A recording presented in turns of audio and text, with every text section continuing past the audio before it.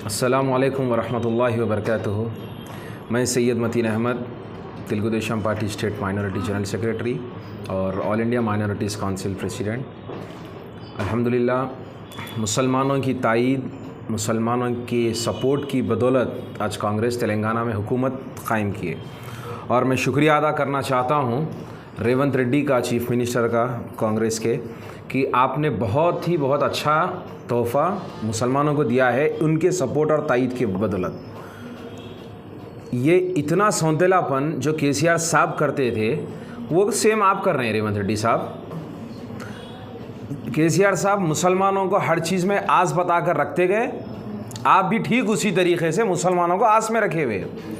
Cabinets form होके almost 8-10 दिन हो चुके हैं, आप मुसलमानों का नाम लेना तक मुनासिब नहीं समझ रहे हैं। और अल्लाह अच्छा रखे हमारे गवर्नर साहिबा को आज असेंबली में गवर्नर साहिबा हर कम्युनिटी के ऊपर बोले, SC, ST, BC, OBC हर एक के ऊपर बोले, वेलफेयर के ऊपर बोले, उनके अपलिफ्टमेंट के ऊपर बोले, उनके डेवलपमेंट पर बोले, हर चीज़ करे। माइनॉरिटीज़ का नाम लेना तक मुनासिब नहीं समझे। एक inaugural speech of a governor in assembly क्या मायने रखती है? बहुत बड़ा मायने रखती है। आप माइनॉरिटीज़ का नाम नहीं लेने का मतलब क्या है? माइनॉरिटीज़ से आपको या तो वाबस्तगी नहीं है या तो फिर आप माइनॉरिटीज़ को आप तवज्जो नहीं दिए, आप उनके अपलिफ्टमेंट के ऊपर आपको ज़रूरत ही नहीं है, ऐसा दिख रहा मेरे को। हम सुनते थे कि जो है ना गवर्नर साहिबा RSS या BJP से ताल्लुक़ रखते बोल के, आज आप साबित कर दिए। उन सब चीज़ों के ऊपर कांग्रेस के हुक्मरान और कांग्रेस के MLAs सामने बैठे हुए हैं, चीफ मिनिस्टर साहब सामने बैठे हुए हैं। मैडम को बोलना तो सही था, शायद हो सकता मैडम को लिखकर नहीं दिया गया होगा आप लोगों की तरफ से। आप लोग याद दिलाना था माइनॉरिटीज़ के ताल्लुक से, वो याद नहीं दिलाए। माइनॉरिटीज़ को इतना क्यों सौतेलापन? रेवंत रेड्डी साहब थोड़ा इस तरह से मत करिए। गवर्नमेंट आपकी जुम्मा 8 दिन भी फॉर्म होकर पलटने टाइम नहीं लगता। 3 से 4 महीने बाकी रह गए हैं MP इलेक्शन के लिए। आपके जो 6 गारंटीज़ है वो 6 गारंटीज़ में पहले तो आप मुसलमान के ताल्लुक से नाम ही नहीं लिए।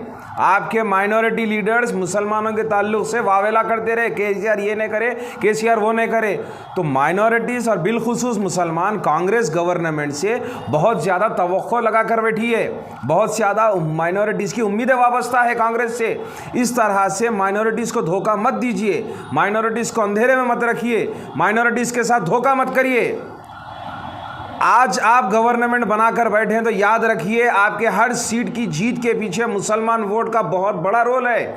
बहुत अहम फरीज़ा मुसलमानों ने निभाया है आपको वोट देकर। आप उनके साथ ऐसा ना करिए। इमीडिएटली जितना जल्दी हो सके मुसलमानों को कैबिनेट में शामिल करिए।